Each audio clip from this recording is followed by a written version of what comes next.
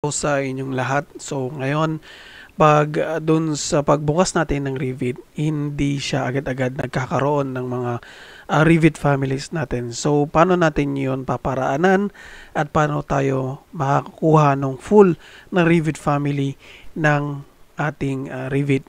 Ngayon, ang the one way na pwede natin gawin yon is mag-download tayo through online. Okay, so i-search nyo to, download full Revit Family Autodesk sa internet, and then hanapin nyo tong Autodesk Revit content na to.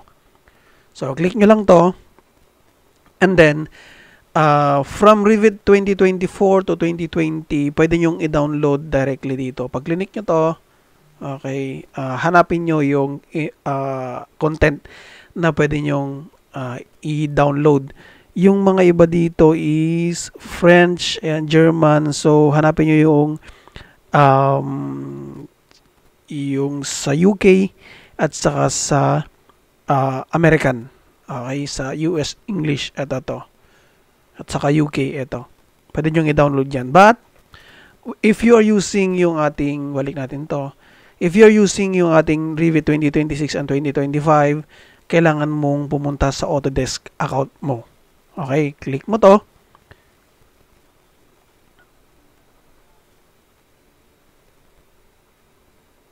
And then, go ka dito sa may Revit account mo dito. And then, punta ka sa products and services.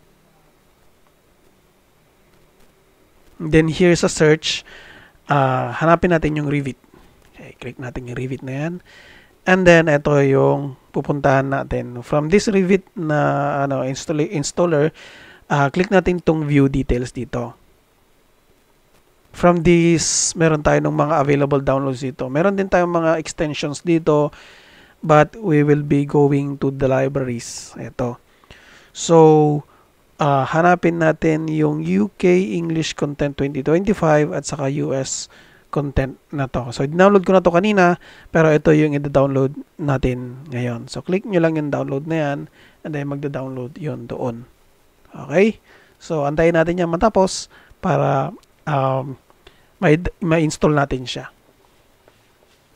So, ayan, download na natin to. Ito yung rvtcp eng.exe. Yan yung ating English or yung UK na download natin. So, double click lang natin to para ma-install natin siya.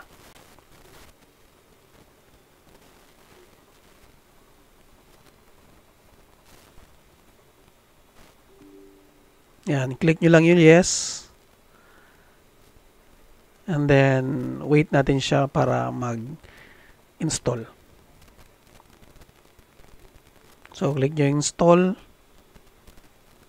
Then, antayin natin hanggang sa matapos yung installation niya.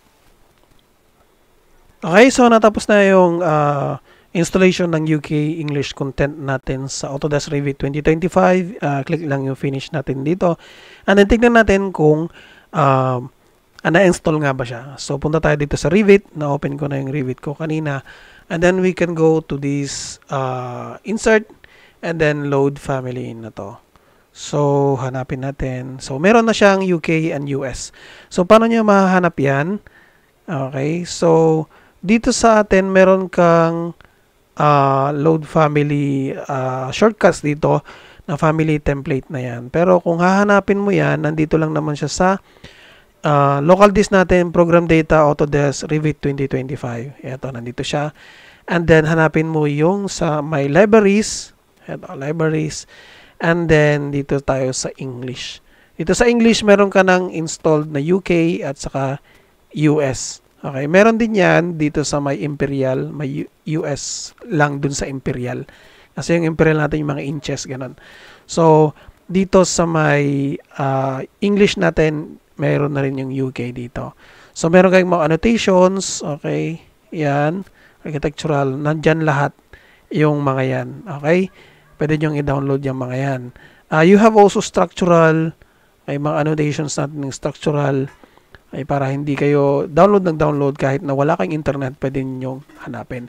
You have also all furnitures here. You have beds. Yan. Okay, pwede nating i-select all yan and then open natin siya. Ay, hindi pwede. Ito, isa-isa lang pala. Okay, hanapin natin tong crib. Bed 1, bed 2, bed 3. Ito. Bed 2 na lang. Yung hanapin natin. Lagay natin yan. And then, pag nag-insert tayo dito sa architecture, sa component, place a component, merong lalabas na furniture bed 2 na to. Okay, asan yun? Yan. So, may mga sizes din yan. So, queen, ito siya. Subukan natin ilagay ito sa level 2. Level 1 pala dito sa level 1. Okay, close natin yan. So, ito siya. So, punta tayo sa component. Yan. So, ito yung queen size na bed. Lagyan na lang natin dyan. Okay. Siguro palitan natin to. And then rotate natin to.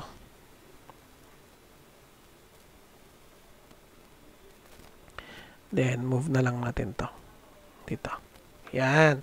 So yan yung ating paglagay ng ating mga imperial, yung UK and US na content library natin para hindi tayo laging insert dito sa load family na to kasi medyo matagal kung minsan na